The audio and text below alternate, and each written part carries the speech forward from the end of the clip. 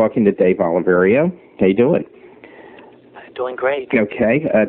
Dave runs the retail section of Community Bank of Northern Virginia or Virginia? Community Bank of Northern Virginia. Of Northern Virginia.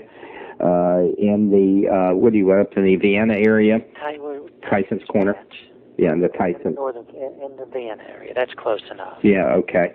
All right. Well, Dave's been around. Dave's one of these people that I've known. Don't see him all the time, but Dave has consistently been, since 1982, when he started, one of the very top producers of all of, not just Virginia, the metropolitan area. I know you did $105 million last year.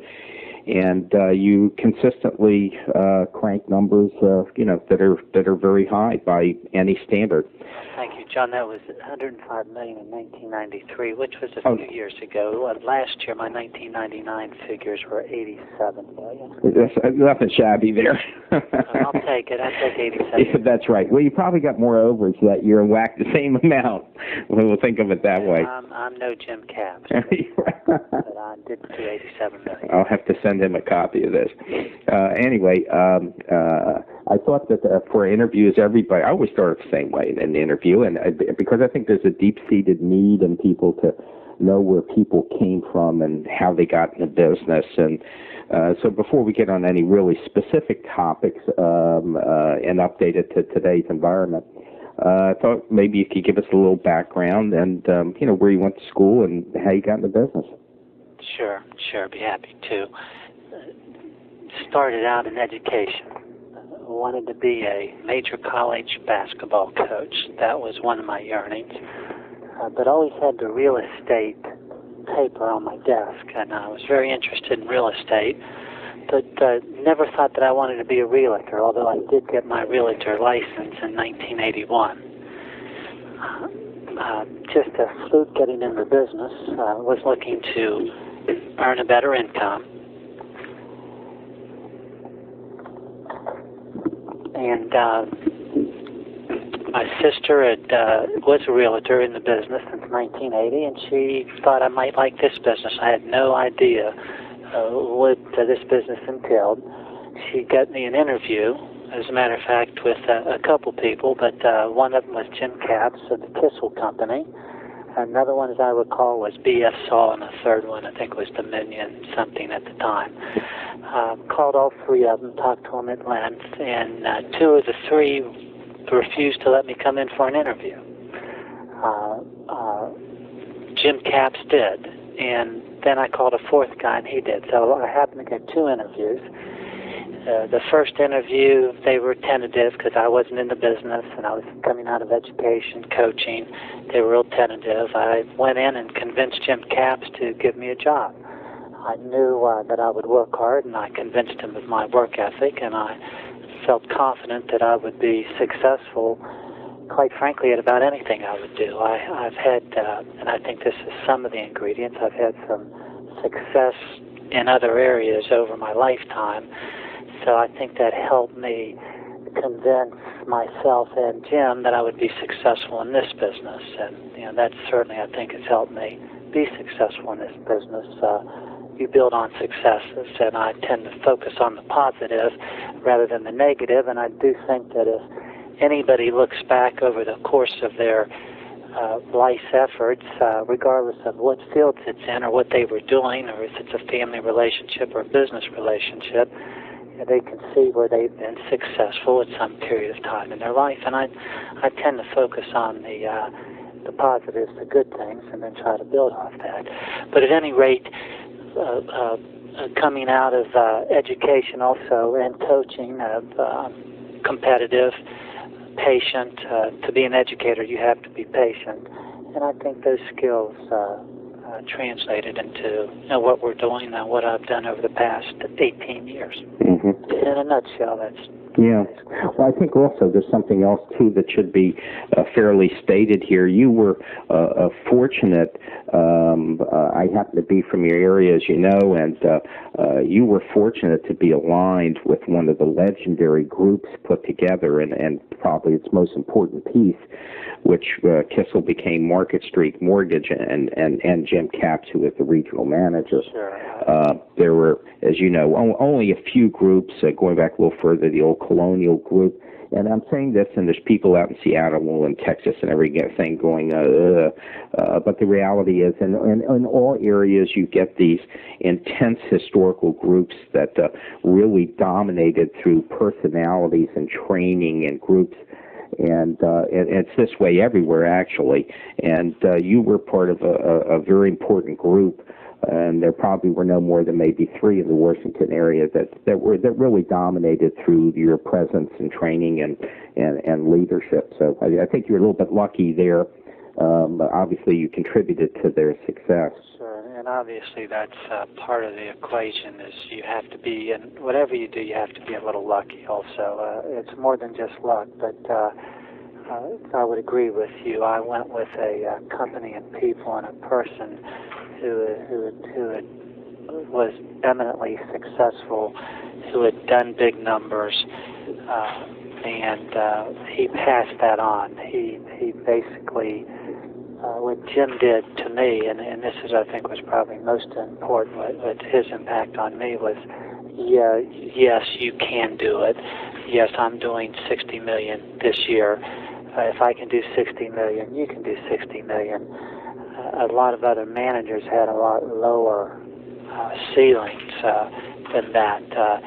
They might think, hey, you can do, your great year would be 2 million a month, or 3 million a month, or 1.5 million a month, because they never reached that those goals. They didn't accomplish that. So it's right. It's a lot who you're working with and the goals that they set for you. And basically, Jim showed me that it was the limit was the sky.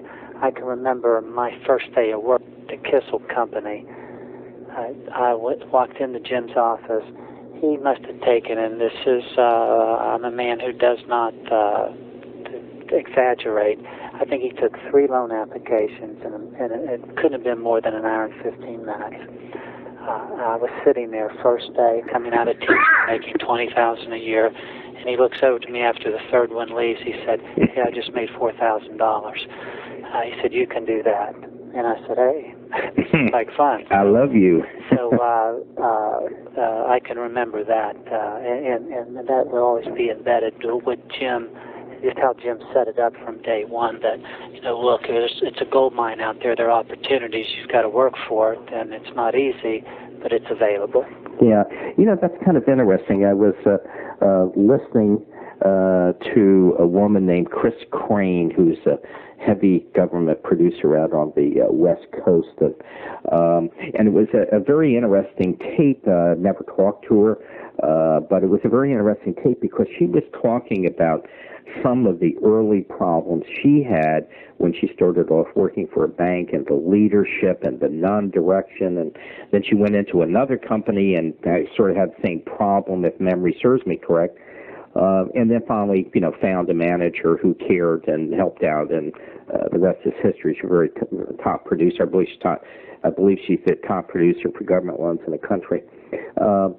But I find that we have kind of the same thing here, a little bit of reverse order, because you were successful early on and then found somebody who was really super successful. I'd like to kind of stick on this subject just for a minute. It's not one that's covered often, and that's why I'd like to cover it. Sure. And that is the importance of having a branch manager or a regional manager, really even up to that level, that's really driven and can help you and, don't do as I say, do as I can show you I can do.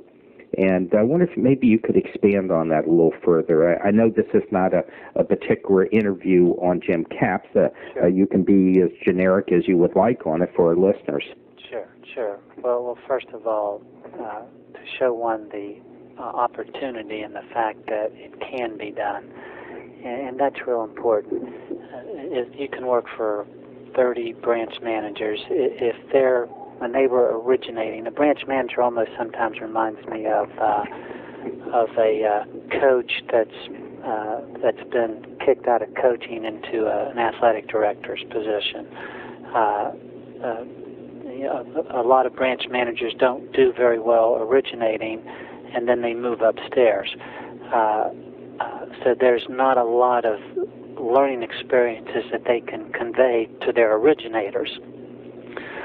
And I was fortunate to have one who was doing great as an originator, had a lot of great experiences, and could convey that. You learn from your experiences. As we know in this business, it's not textbook, and I don't think it ever will be. It's not a structured business. That's one of the reasons why we can make so much money, because it's not a structured business. If it were a structured business, we'd all be making a lot less money. That's the importance of a branch manager who's also a great originator.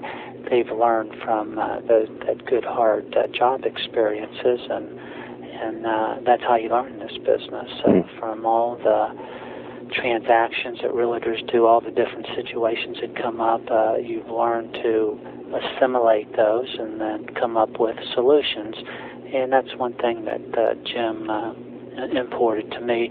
And like any originator who's originated millions of dollars a year, that's where you really learn. And then obviously you have to be organized enough to set up a real strong support system. So if you have a good branch manager who's done a lot of originating, they know what you need to do to be successful, because they're dealing with high volume. They know the transactions have to go through smoothly. They know the importance of a good support system. And then they also, in having a good support system, most branch managers realize that you have to control your destiny. So it is very important to be a part of a very solid support system. And I've said this to many, many loan originators. I said, I don't care how good I was or how hard I worked. If I'm just a loan officer, if I didn't have a good support system to back me up, I could have fallen on my face many, many times. So it's more than just the originator, it's that support system that's behind them. Year in, year out, is going to support a good reputation and a good volume of loans. Mm-hmm. I think indirectly, hopefully you would agree that, there's an indirect lesson here, too, as well as a direct lesson, which you just articulated so well.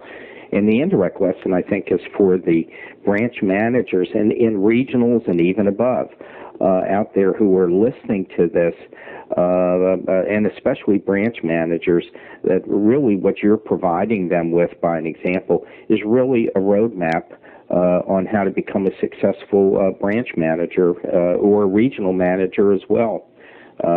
Pat Casey over at SunTrust comes to mind. He runs, I don't know how many offices, but quite a few, as you know. And his leadership really comes from the top. It's very hands-on, and yet they have a corporate philosophy where the customer controls, and the last person in the chain is the real leader. And but that only comes through example and through direction. And I think for branch managers out there that are listening to you, that maybe slack off on their production and or paying too much attention to their personal production, that they need to really look at the infrastructure and the support system of the organization. I would agree with that. And as a branch manager, I think I've always benefited by staying in the originating field, by being in the trenches. That's given me a lot better insight into the needs, and also I could be more empathetic to the LOs. But essentially, you just have to keep your eye on the ball and realize why you're in the business and how you can keep attracting business. And that's ultimately, and it still does, the most important thing in this business is service. And I think year in and year out, those branches that get business are proof of that. That's all you have to do is jump on the internet, and you can get 300 quotes better than any quote that most of us will be quoting that day, but yet we keep getting repeat business. So it must be service. So a good support system, realizing who we are serving, the client and the realtor, we cannot lose sight of that. And the way what I've always stressed is from that first phone call right through the settlement table, make sure that we don't lose sight of who the most important person in this business is.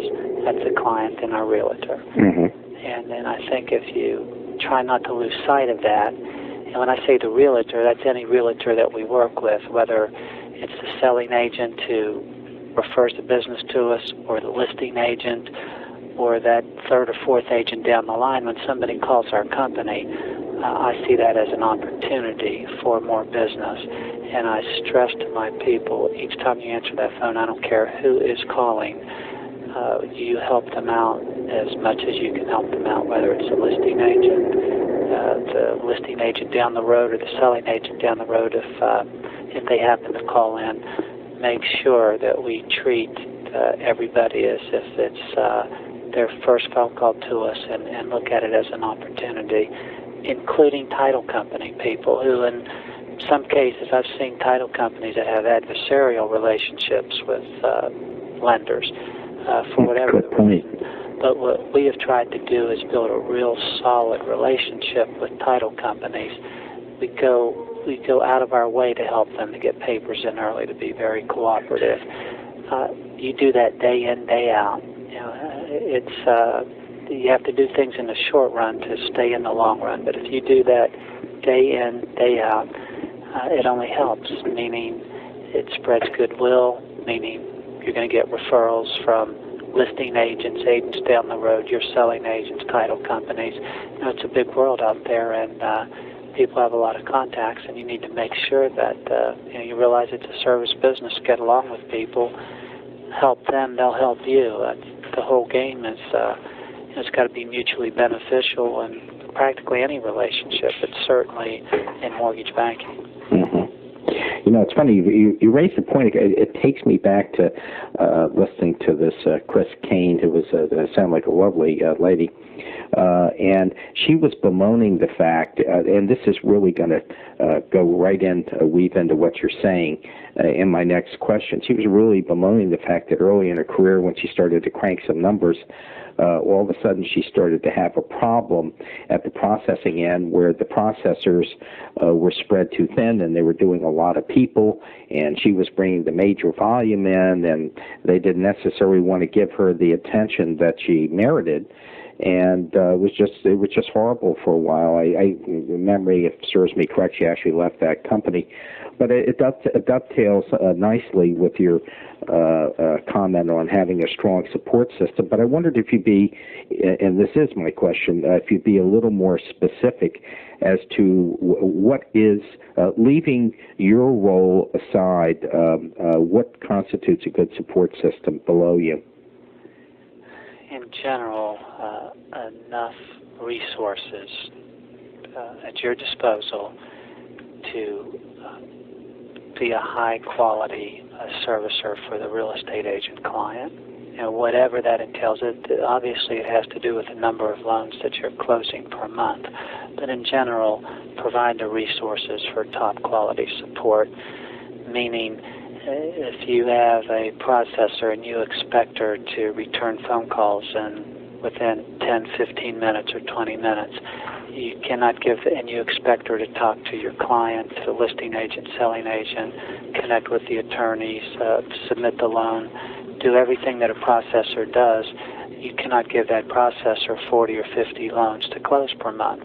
If you do, she is not going to be able to fulfill her role and is not going to be able to be a top performer, at least for us. So to be specific, what I have done, and it's been a little more expensive for our branch over the years, but what I have done is I make sure, well, first of all, we work real hard in getting good people. I mean, that's obvious. You have to have good people that have good skills. But secondly, they know what to expect, and I do not overwhelm them with caseload.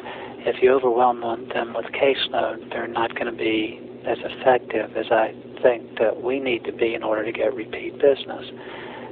So to get specific, I would say where one of the things that's made my branch successful is I limit the processor's caseload. Mm-hmm. First things first, they have to be skilled, efficient, people-oriented. I've had processors who've been great paper people, but not good. I mean, great paper, great with their skills, efficiency, but not good with people, and it never worked out. I would pick a processor first for her people skills.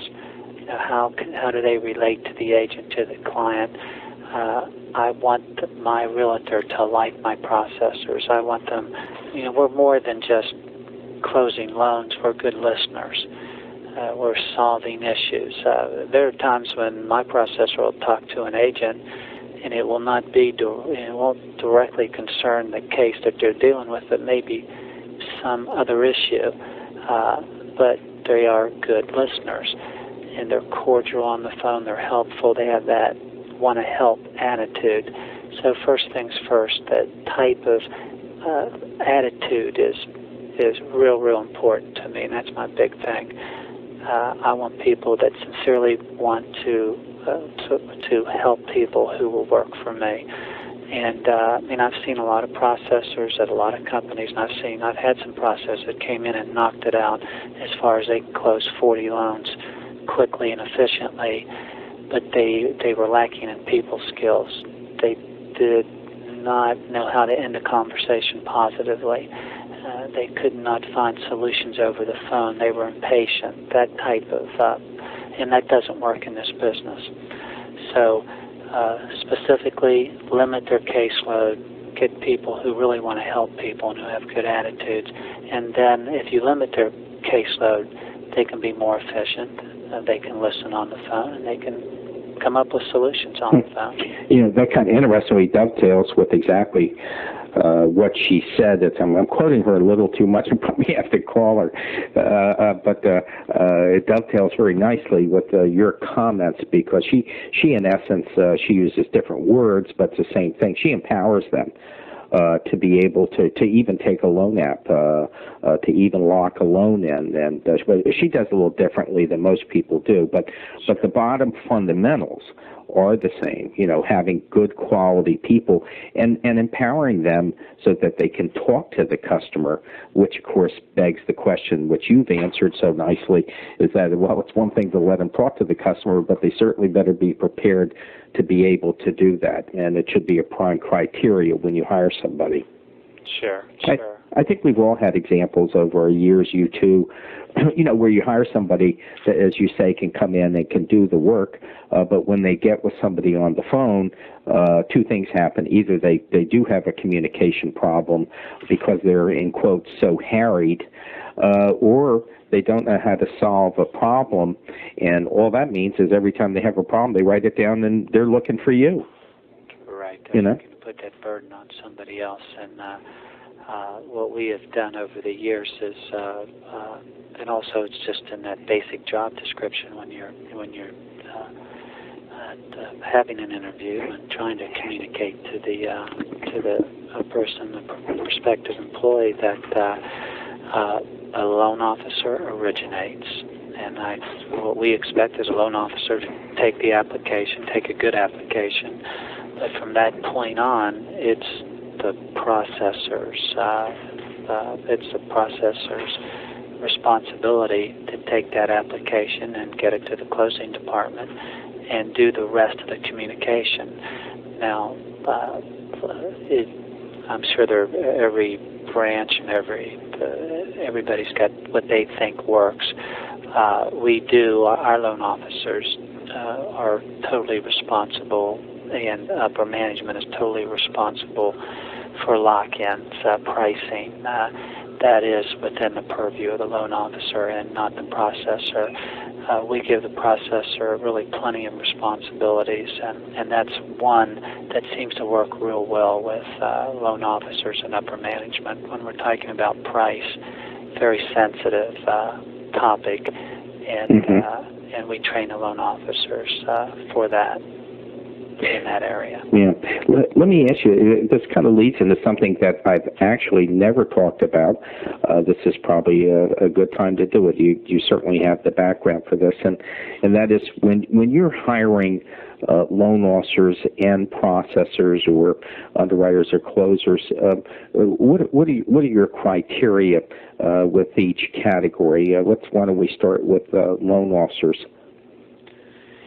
Well, once again, looking for, I guess, a number of ingredients. One is just in human nature. One is, are they personable? And that's big in any, and as far as I'm concerned, in any sales type of business, which this is, you have to be likable before a real estate agent is going to give you business. So they do have to be personable. So that's probably before we get into skills, they've got to be able to go into an office and be able to carry on a conversation, and that realtor has to like them. There are plenty of people that can learn the business, but you've got to be liked before you're going to get business. And we know from some of the greatest originators in the country that I could bet that there are a number of them that know a lot less than originators who are fumbling and stumbling. And one reason why they're doing well is because they're very personal people. They know how to connect with their client and their community, and so they have the contacts to bring the business in, and then they'll let somebody who's skilled at it, like a processor, to take care of it for them. So I would think that's a major ingredient. I want somebody that understands how one gets business, and I think that can you can train that, but to understand the importance of a relationship, understand the importance of the relationship between a realtor or a client has got to be mutually beneficial. There's got to be a reason why they're calling us and not calling the guy down the street.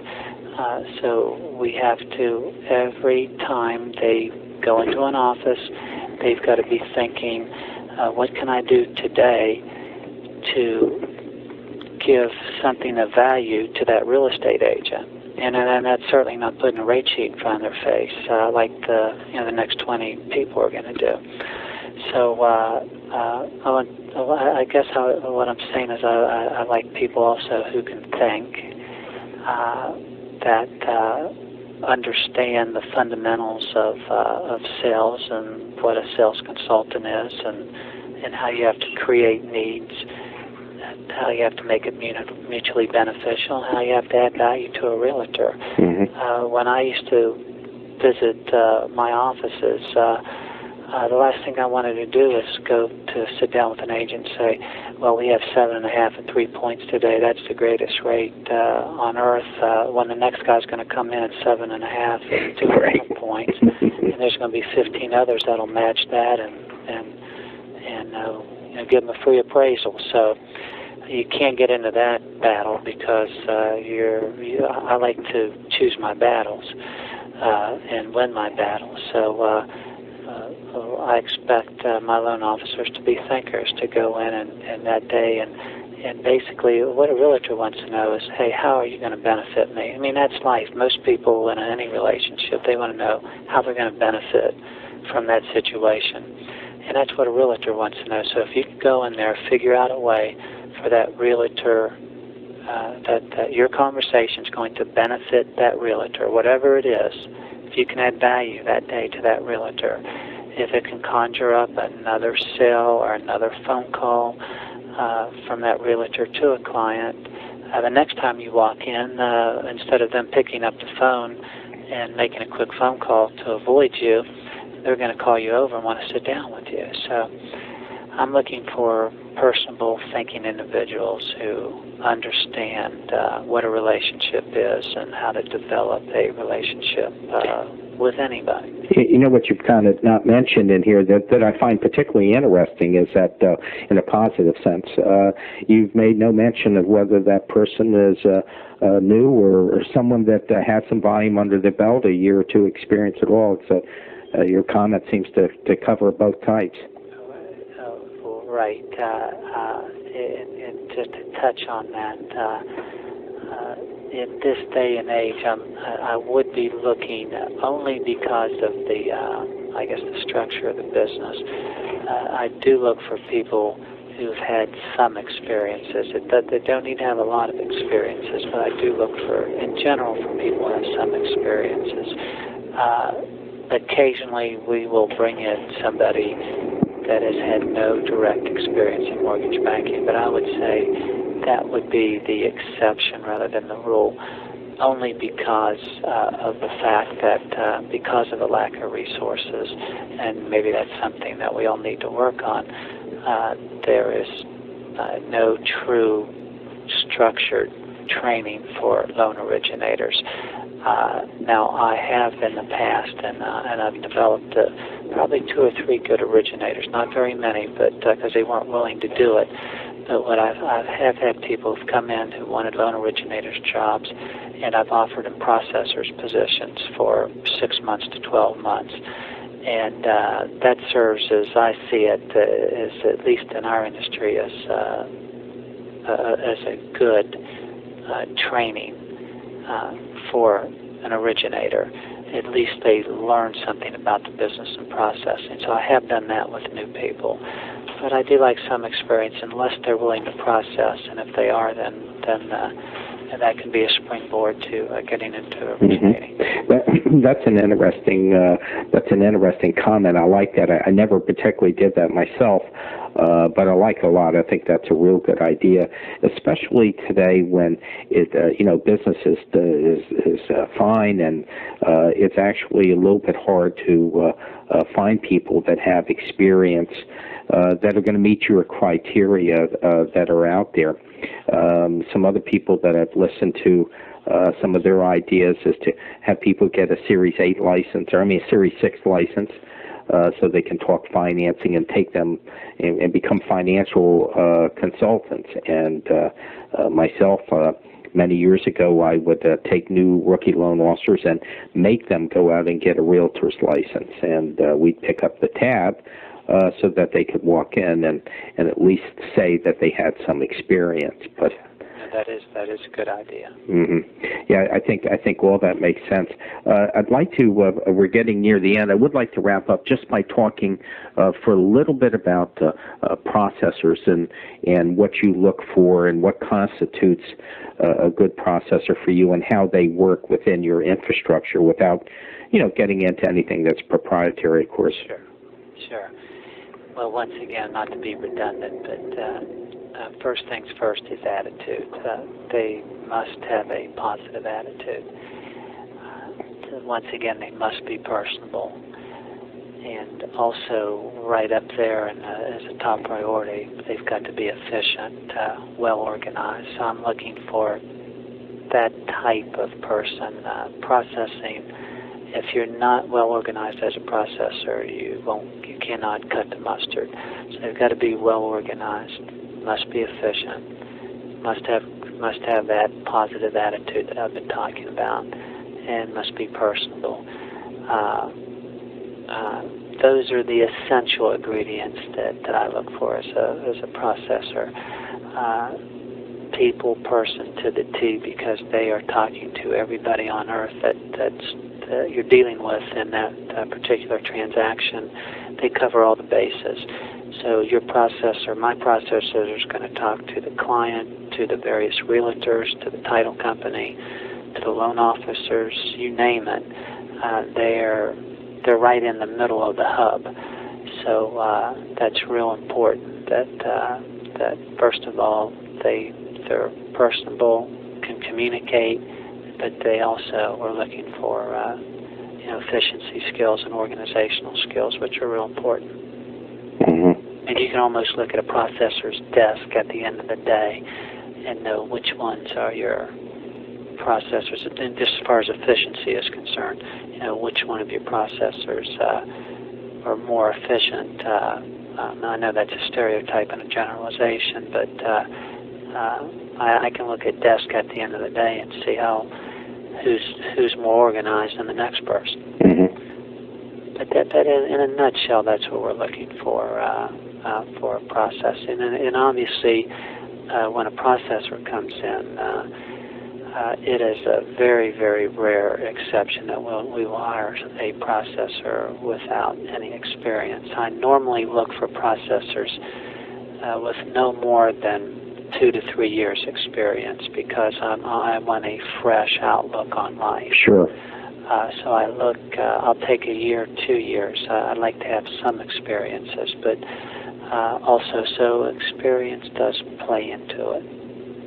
Yeah, and I think also that by inference here too, sometimes if you have processors that have been around a long time, sometimes you find ones that you've been jumping all over the place, that have had 10 different jobs and 7 different years. I think there's indicators there when you definitely do not want to hire a processor. Sure, and in the course of an interview, I like to listen a lot when I interview people, and what I try to do is to get them to get involved in the conversation rather than me and talk about our company forever, because I want to listen to them, and in listening, I hear what's important to them and what they think their role should be as a processor, and I think that's real important when interviewing a processor. At least what we're looking for is that processor who understands their job description. And when I listen to processors, and once I hear a processor start talking about the job description of the loan officer, when I'm interviewing her for a processing position, then I know that I need to look for the next interview, the next processor. And I do try to stay away from processors who come in and want to immediately describe what they think the loan officer's job should be and who should be making the phone calls, or what those little details. I want a processor to come in and essentially discuss how they can add value essentially to our company. Sure. And not be concerned about the loan officer's role. I found those processors that are concerned about the loan officer's role tend to want to put more burden on the originator to process, and we want originators to originate, processors to process, and we make a fine distinction between the two, and we make sure that our processors understand you take care, you solve the problems, you deal with the client and the realtor. I want the loan officer out there originating. And there are a lot of managers, quite frankly, that will say that, but in reality, as I've seen it over the years, in reality, a processor shifts their responsibilities to the loan officer, and you have your loan officers processing 40% of the time when they can be using that time to originate. So we make that distinction clear of simple things, but we make the distinction clear between a processor's role and a loan originator's role. Yeah, and everybody knows the rules going in. Correct. Well, look, I think I'd like to end the interview on this note. These are areas that actually, in the 80-plus interviews that I've done, these are some areas that I've actually never covered. And I want to thank you for taking the time to put this in perspective. I think you brought a lot of value to the interview, and I want to thank you very much for taking your time, Dave. Sure. Thanks so much. Have a great day. Sure, you too. Thank you.